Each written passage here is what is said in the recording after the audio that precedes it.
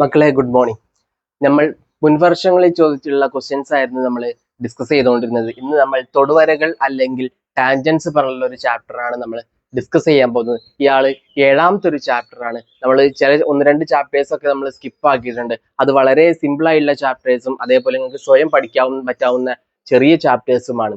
അപ്പൊ നമ്മൾ എന്തായാലും മെയിൻ ചാപ്റ്റേഴ്സ് ഒക്കെ കഴിഞ്ഞിട്ട് എന്തായാലും നമ്മൾ സമയം ഉണ്ടെങ്കിൽ ആ ചാപ്റ്റേഴ്സ് ഒക്കെ കവർ ചെയ്യും. അപ്പൊ നമ്മൾ എക്സാമിന് കൂടുതൽ മാർക്കിന് ചോദിക്കുന്ന ക്വസ്റ്റ്യൻസ് ആണ്, മീൻസ് ചാപ്റ്റേഴ്സ് ആണ് ആദ്യം നമ്മൾ വർക്ക്ഔട്ട് ചെയ്യാൻ പോകുന്നത്. അപ്പൊ ഇന്ന് നമ്മൾ ടാൻജൻസ് അല്ലെങ്കിൽ തൊടുവരകൾ പറഞ്ഞുള്ള ഒരു ചാപ്റ്റർ ആണ് നമ്മൾ ഡിസ്കസ് ചെയ്യാൻ പോകുന്നത്. വളരെ ഇമ്പോർട്ടന്റ് ആയിട്ടുള്ള ഒരു ചാപ്റ്റർ ആണ് ടാൻജൻസ് അല്ലെങ്കിൽ തൊടുവരകൾ പറഞ്ഞുള്ള ഒരു ചാപ്റ്റർ. മക്കളെ പോവല്ലേ, എന്താണ് തൊടുവരകൾ അല്ലെങ്കിൽ എന്താണ് ടാൻജൻസ് എന്നൊക്കെ നമുക്കറിയാം. ഇതൊക്കെ നമ്മൾ പറഞ്ഞിട്ടേ പോകുള്ളൂ അല്ലെ? സെറ്റാണ്. എന്താണ് തൊടുവര എന്ന് പറഞ്ഞാൽ നമുക്കറിയാം, ആരെയോ തൊട്ടുപോകുന്ന വരയെയാണ് നമ്മൾ തൊടുവര അല്ലെങ്കിൽ ടാൻജന്റ് എന്ന് പറയുന്നത്. ആരെയാണ് തൊട്ടുപോകുന്നത് എന്ന് നമുക്ക് നോക്കാം. എടാ മക്കളെ, നമുക്കറിയാം ഒരു സർക്കിളിനെ നമുക്കറിയാം, അല്ലെങ്കിൽ ഒരു വൃത്തത്തെ നമുക്കറിയാം അല്ലെ? വൃത്തം പറഞ്ഞ ചങ്ങായി ഏകദേശം ഇങ്ങനെ ഒരു ഷേപ്പിലായിരിക്കും. എന്താണ് വൃത്തം എന്ന് പറഞ്ഞാൽ? കളക്ഷൻ ഓഫ് പോയിന്റ്സ് അല്ലെങ്കിൽ ഒരുപാട് ബിന്ദുക്കളുടെ കൂട്ടത്തെയാണ് നമ്മൾ സർക്കിൾ അല്ലെങ്കിൽ വൃത്തം എന്ന് പറയാറ്. അപ്പൊ ഇയാൾ ഒരു സർക്കിൾ ആണെങ്കിൽ ഈ സർക്കിളിലും കുറെ പോയിന്റുകൾ ഉണ്ടായിരിക്കും അല്ലേ മക്കളെ? അപ്പൊ ഈ പോയിന്റുകളൊക്കെ വളരെ അടുത്ത് സ്ഥിതി ചെയ്യുന്നത് കൊണ്ടാണ് ഇതൊരു വരയായിട്ട് തോന്നുന്നത്. ഒരു ലൈന് പോലെ, മീൻസ് റൗണ്ട് ആയിട്ട് തോന്നുന്നത്. ഒരു ലൈന് എന്ന് പറഞ്ഞാലും കളക്ഷൻ ഓഫ് പോയിന്റ്സ് തന്നെയാണ്. അപ്പോ ഈ സർക്കിളിൽ ഒരുപാട് പോയിന്റുകൾ ഉണ്ടായിരിക്കും. അവിടെ ഒരു പോയിന്റ് ആണ് ഇയാള് എന്ന് വിചാരിക്കുക. അപ്പോ ഈ ഒരു പോയിന്റിലൂടെ പോകുന്ന ലൈനിനെയാണ് നമ്മൾ ടാൻജന്റ് അല്ലെങ്കിൽ തൊടുവര എന്ന് പറയുന്നത്. തൊടുവര എന്ന് പറഞ്ഞാൽ ആരെയാണ് തൊട്ടു പോകുന്നത്? സർക്കിളിലെ ഏതെങ്കിലും ഒരു പോയിന്റിനെ തൊട്ട് പോകുന്ന വരയാണ് നമ്മൾ ടാൻജന്റ് അല്ലെങ്കിൽ തൊടുവര എന്ന് പറയുന്നത്. സർക്കിളിന് ഒരു സെന്റർ ഉണ്ടായിരിക്കും, അല്ലെങ്കിൽ സെന്റർ ഓഫ് സർക്കിൾ ഉണ്ടായിരിക്കും. പ്രശ്നങ്ങളൊന്നുമില്ലല്ലോ. ഓക്കെ, ഈ സെന്റർ ഓഫ് സർക്കിളിൽ നിന്നും ഞാൻ ഈ പോയിന്റിലേക്ക് ഒരു ലൈന് വരയ്ക്കുകയാണ്. ഇയാളെ നമ്മൾ പറയും റേഡിയസ് അല്ലെങ്കിൽ ആരം എന്ന് പറയും. കൂട്ടത്തിൽ നിങ്ങൾ മറ്റൊരു കാര്യം കൂടി ഓർത്ത് വെക്കണം. ഒരു സർക്കിളിലെ ഒരു പോയിന്റിലൂടെ ഒരു ടാൻജന്റ് മാത്രമേ സഞ്ചരിക്കുകയുള്ളൂ. ഒരു ടാൻജന്റ് അല്ലെങ്കിൽ തൊടുവര മാത്രമേ പോവുള്ളൂ. ഒരു സർക്കിൾ അനേകം തൊടുവരകൾ നമുക്ക് വരയ്ക്കാം, പക്ഷെ ഒരു പോയിന്റിൽ ഒരു തൊടുവര മാത്രമേ നമുക്ക് വരയ്ക്കാൻ പറ്റുള്ളൂ മക്കളെ ട്ടോ. ആ ഒരു കാര്യം ഓർത്ത് വെക്കാം മക്കളെ. നമ്മൾ ഇവിടുന്ന് ഒരു തൊടുവര വരയ്ക്കുകയാണെങ്കിൽ ഇവിടുന്ന് ഇങ്ങനെ വന്നു, പക്ഷെ അത് പുറത്തേക്ക് പോകുന്നത് ഇവിടുത്തെ ഒരു പോയിന്റിലൂടെ തട്ടിയിട്ടായിരിക്കും അല്ലേ? ആ കാര്യങ്ങൾ ഓർത്ത് വെക്കണം മക്കളെ. അടുത്തൊരു കാര്യം, ഈ റേഡിയസും അതേപോലെ ഈ ഒരു ഇവിടെ ഉണ്ടാക്കുന്ന ഈ തൊടുവരയും തമ്മിൽ ഒരു കോൺ ഉണ്ടാക്കുന്നുണ്ട്. ആ കോണ് എന്ന് പറയുന്നത് റൈറ്റ് ആംഗിൾ ആയിരിക്കും, അല്ലെങ്കിൽ 90 ഡിഗ്രി ആയിരിക്കും എന്ന് നിങ്ങൾ ഓർത്ത് വെക്കണം. സെറ്റാണോ? അതാണ് ഈ ചാപ്റ്ററിലെ ഫസ്റ്റത്തെ ഒരു കാര്യം എന്ന് പറയുന്നത്. അപ്പോ ഈ ഒരു സർക്കിളിൽ ഞാൻ മറ്റൊരു പോയിന്റ് കൂടി അടയാളപ്പെടുത്തുകയാണ്. അയാളെ ഞാൻ പി എന്ന് പറഞ്ഞ് ഞാൻ വിളിക്കുകയാണ്. സെറ്റാണോ മക്കളെ? ആ പിയിലും ഞാൻ ഒരു തൊടുവര വരയ്ക്കുകയാണ്. ആ പിയിലും ഞാൻ മറ്റൊരു തൊടുവര കൂടി വരച്ചു. റെഡിയാണോ? ഓക്കെ, ഈ സർക്കിളിന്റെ സെന്ററിൽ നിന്നും ഞാൻ പിയെ ഞാൻ യോജിപ്പിച്ചു. ഈ പോയിന്റിനെ ഞാൻ ഒ എന്നും വിളിച്ചു. ഒ പി ആരാണ്? ഒ പി ആരമാണ്, അല്ലെങ്കിൽ റേഡിയസ് ആണ്. റെഡി അല്ലേ? അപ്പോ ഈ ഒരു റേഡിയസും അല്ലെങ്കിൽ ഈ ഒരു തൊടുവരയും ഉണ്ടാക്കുന്ന കോൺ എന്ന് പറയുന്നതും 90 ഡിഗ്രി ആയിരിക്കും. നമ്മൾ പറഞ്ഞിട്ടുണ്ട് ഈ റേഡിയസും അതേപോലെ തൊടുവരയും അല്ലെങ്കിൽ ടാൻജന്റും ഉണ്ടാക്കുന്ന കോൺ എപ്പോഴും 90 ഡിഗ്രി ആയിരിക്കും. രാവിലെയും വൈകുന്നേരം ഉച്ചയ്ക്കും മഗ്‌രിബിനും സുബഹിക്കും ഒക്കെ അയാൾ 90 ഡിഗ്രി ആയിരിക്കും എന്നെന്താ നിങ്ങൾ ഓർത്ത് വെക്കണം. എടാ മക്കളെ, ഈ ഒരു പോയിന്റിന് ഞാൻ ക്യൂ എന്ന് പേര് കൊടുക്കുകയാണ്. പ്രശ്നങ്ങളൊന്നുമില്ലല്ലോ. ഇയാളെ ഞാൻ ആർ എന്നും പേര് കൊടുത്തു. സെറ്റാണോ? നമുക്കിവിടെ ഒ പി ക്യു ആർ പറഞ്ഞിട്ട് ഒരു ക്വാഡ്രിലാറ്ററൽ അല്ലെങ്കിൽ ചതുർഭുജമുണ്ട്. ഈ ചതുർഭുജത്തിലെ ഈ കോണ് എന്ന് പറയുന്നത് 90 ഡിഗ്രിയാണ്. ഈ കോൺ എന്ന് പറയുന്നതും 90 ഡിഗ്രിയാണ്. അതായത് ഒരു ചതുർഭുജത്തിലെ എല്ലാ കോണുകളും കൂട്ടിയാൽ 360 ഡിഗ്രി ആണെന്ന് നമുക്കറിയാം. ഇവിടെ ഒരു 90ഉം പോയി, ഇവിടെ ഒരു 90ഉം പോയി കഴിഞ്ഞു. ഇനി മൊത്തം എത്ര ഉണ്ടായി? മൊത്തം കോണുകൾ എത്ര ഉണ്ടായിരിക്കും? 180 ഉണ്ടായിരിക്കും. അതായത് ഈ കോണും കൂട്ടിയാൽ എത്ര ഡിഗ്രി ആയിരിക്കും? 180 ഡിഗ്രി ആയിരിക്കും എന്ന് ഓർമ്മ വരണം. അയാൾ സപ്ലിമെന്ററി ആയിരിക്കും, അല്ലെങ്കിൽ അനുപൂരകമായിരിക്കും. സെറ്റാണോ മക്കളെ? അപ്പൊ ഈ ഒരു കോണും കൂട്ടിയാൽ 180 ഡിഗ്രി കിട്ടും.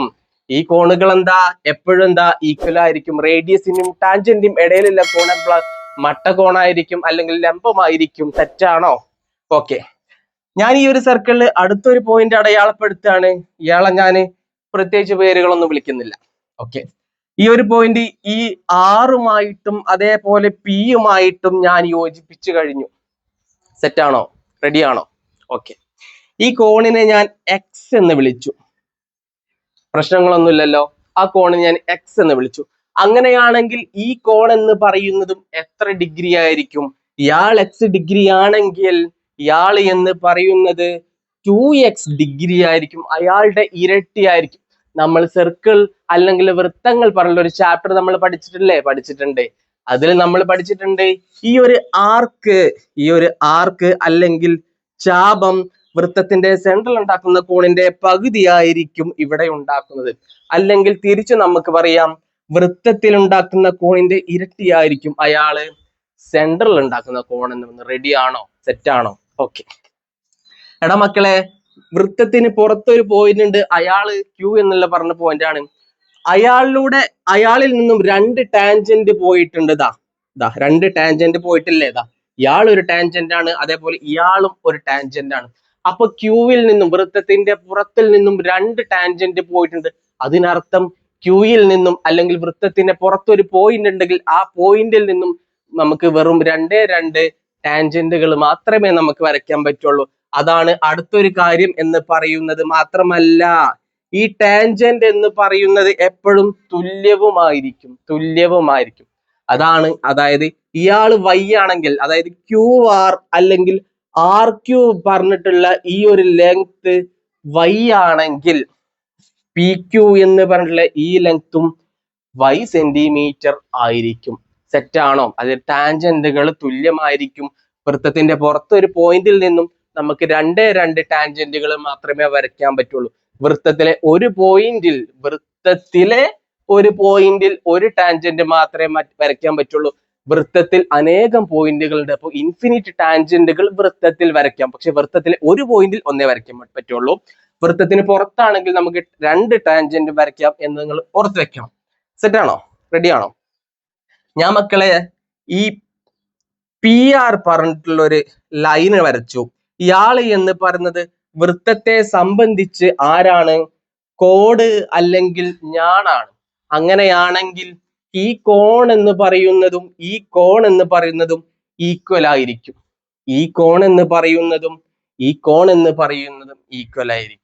ഓക്കെ, എന്താ കാരണം?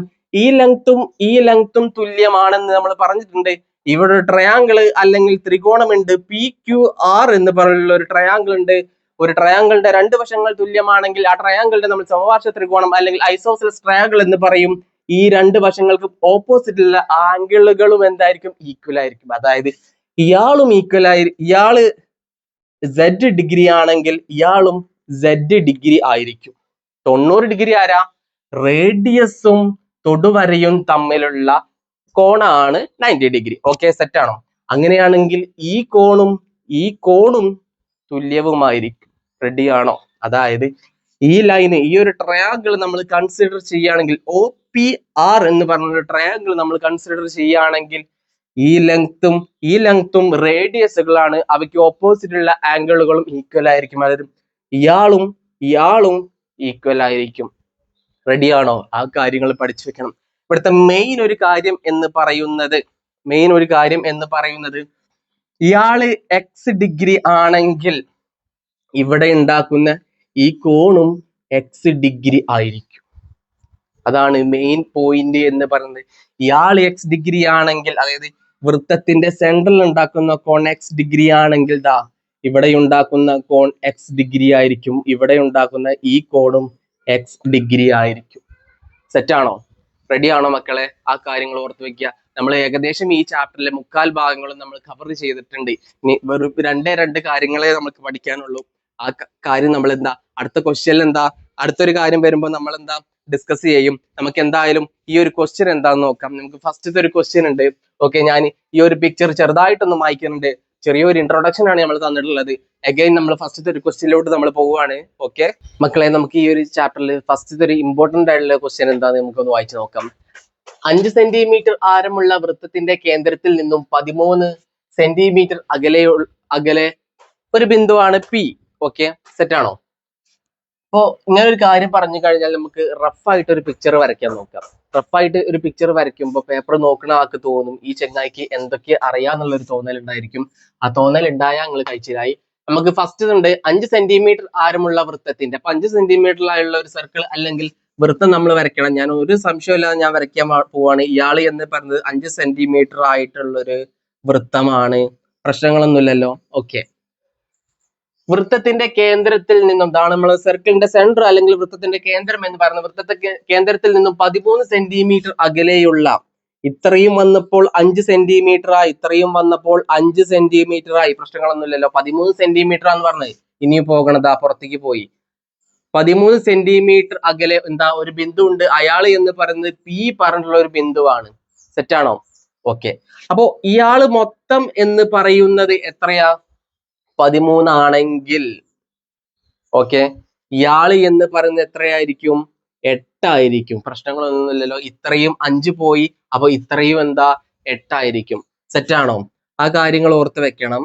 അപ്പോ അടുത്തൊരു ചോദ്യം എന്ന് പറയുന്നത് പിയിൽ നിന്നും വൃത്തത്തിലേക്ക് എത്ര തൊടുവരകൾ വരയ്ക്കാം എന്നാണ്. നമ്മൾ പറഞ്ഞിട്ടുണ്ട് വൃത്തത്തിന്റെ പുറത്ത് ഒരു പോയിന്റ് ഉണ്ടെങ്കിൽ അതിൽ നിന്ന് നമുക്ക് വെറും 2 പോയിന്റുകൾ മാത്രമേ നമുക്ക് എന്താ ടാൻജന്റ് ആയിട്ട് വരയ്ക്കാൻ പറ്റുള്ളൂ. അത് ഇപ്പോ ഈ പി എന്ന പോയിന്റിൽ നിന്നും നമുക്ക് എന്താ 2 ടാൻജന്റ് വരയ്ക്കാൻ പറ്റുള്ളൂ.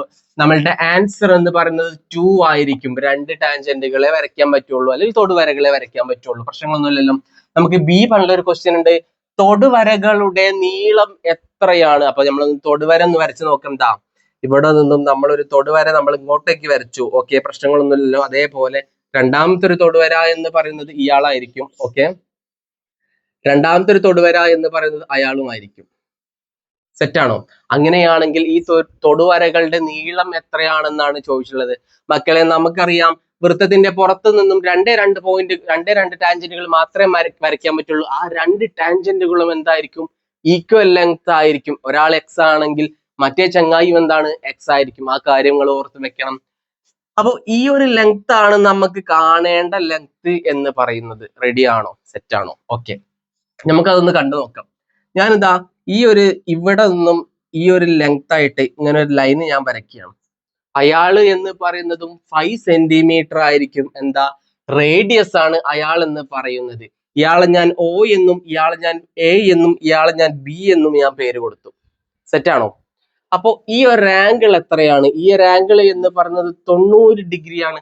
അപ്പോ ഒ എ പി അല്ലെങ്കിൽ ഒ പി എ എന്ന് പറയുന്നത് ഒരു റൈറ്റ് ആംഗിൾ ട്രയാങ്കിൾ ആണ് അല്ലെ?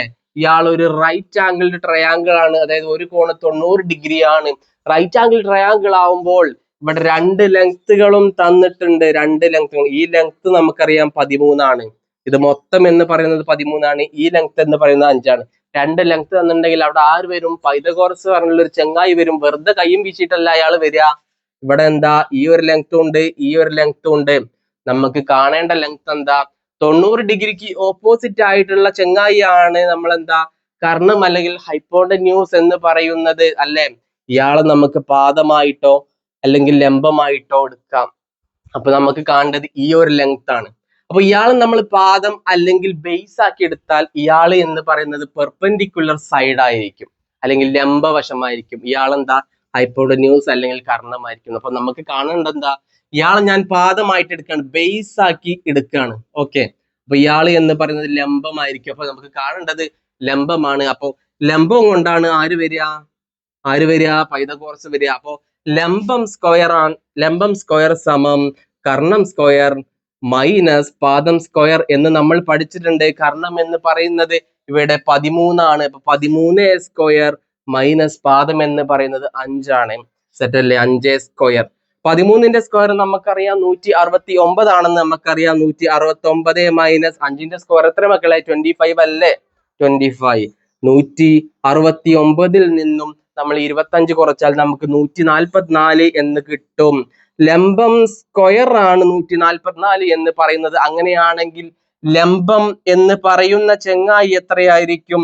√144. ഇയാൾ എന്ന് പറയുന്നത് 12 സെന്റിമീറ്റർ ആയിരിക്കും. അതായത് ഇയാളുടെ ലെങ്ത് അല്ലെങ്കിൽ ഈ തൊടുവരയുടെ ലെങ്ത് എന്ന് പറയുന്നത് 12 സെന്റിമീറ്റർ ആയിരിക്കും. അങ്ങനെ തൊടുവരയുടെ ലെങ്ത് എന്ന് പറയുന്നത് 12 സെന്റിമീറ്റർ ആയിരിക്കും. സെറ്റ് ആണോ മക്കളെ? റെഡി ആണോ? നമുക്ക് അടുത്തൊരു ക്വസ്റ്റ്യൻ ഉണ്ട്.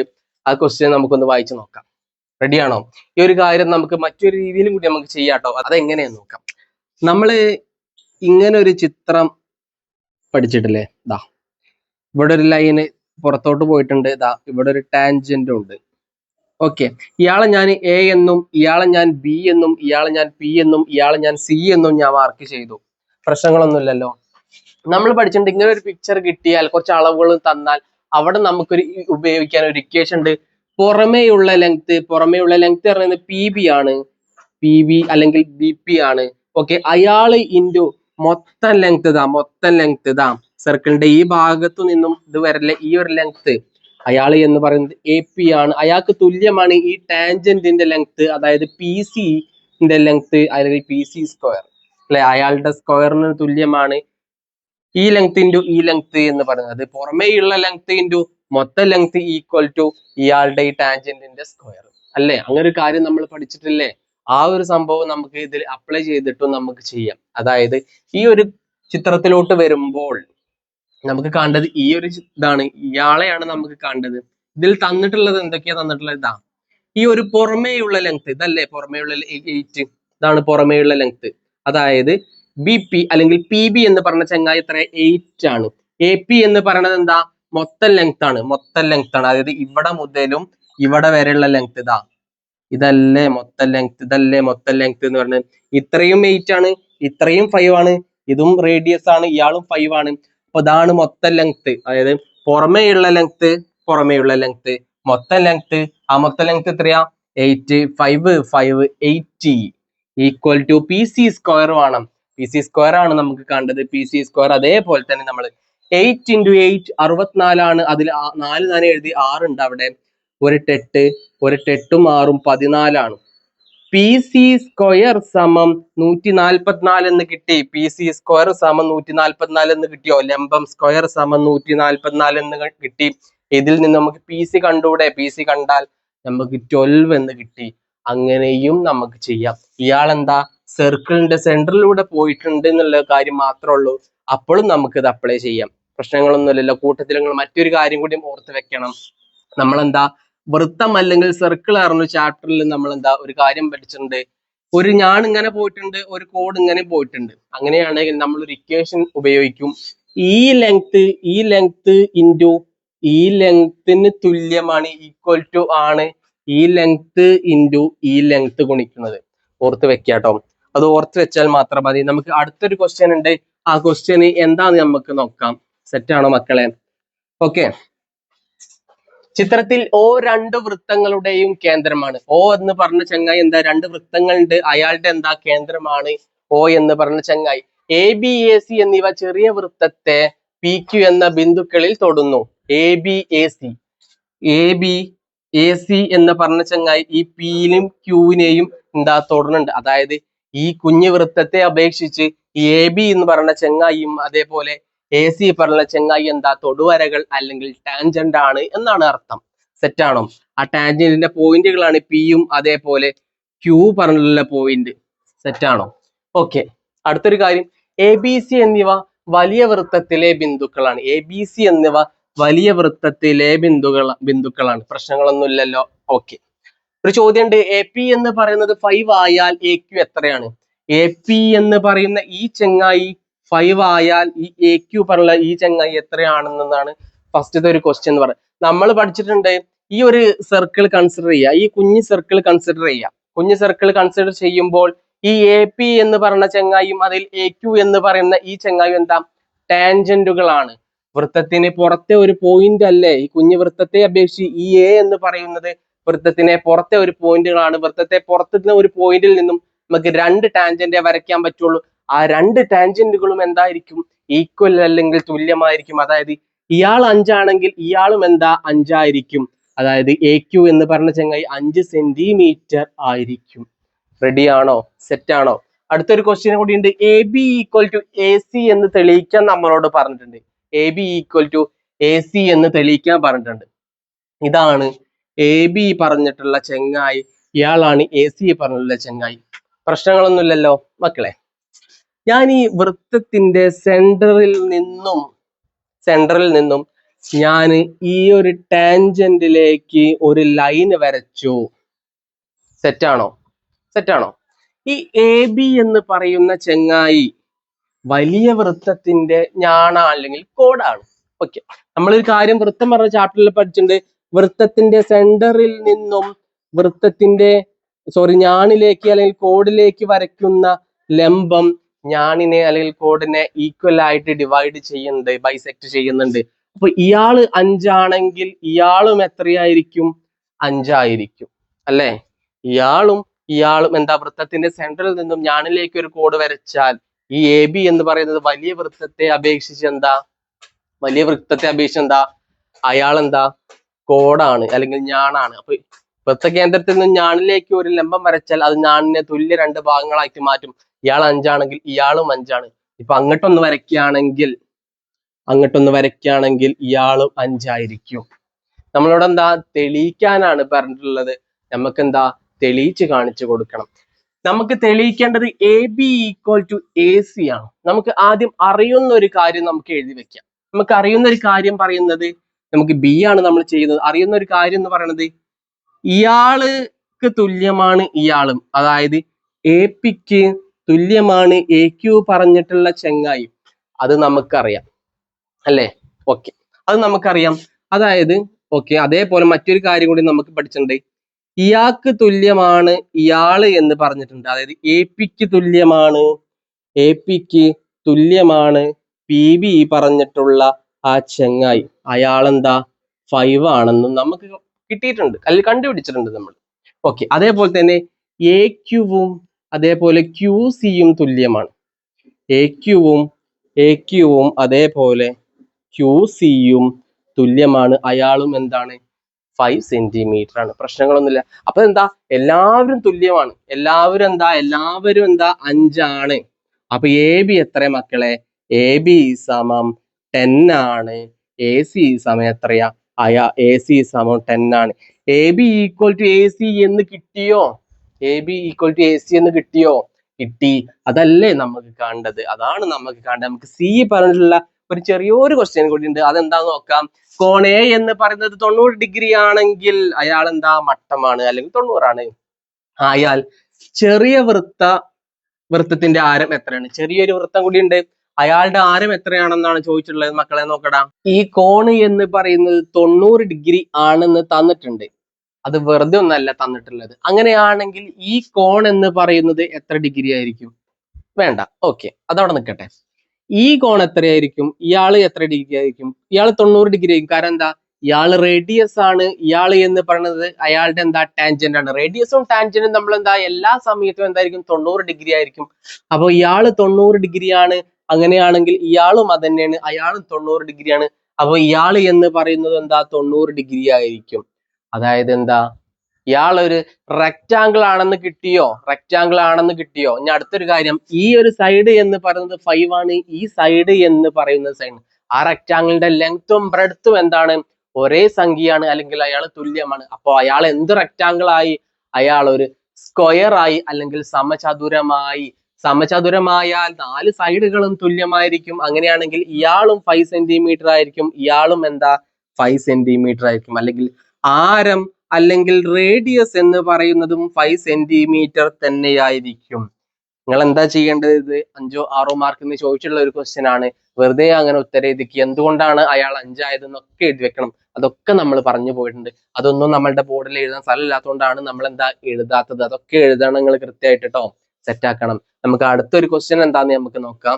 ഓക്കെ, ഈ ഒരു ചിത്രം നിങ്ങൾക്ക് മനസ്സിലാവുന്നില്ലെങ്കിൽ മക്കളെ, നമ്മൾ പഠിച്ചിട്ടുണ്ട് ഈ കോൺ എന്ന് പറയുന്നതും അനുപൂരകമായിരിക്കും, അല്ലെങ്കിൽ സപ്ലിമെന്ററി ആയിരിക്കും. പച്ച മലയാളത്തിൽ പറഞ്ഞാൽ ഇയാളും കൂട്ടിയാൽ 180 ഡിഗ്രി ആയിരിക്കും. അത്രേ ഉള്ളൂ.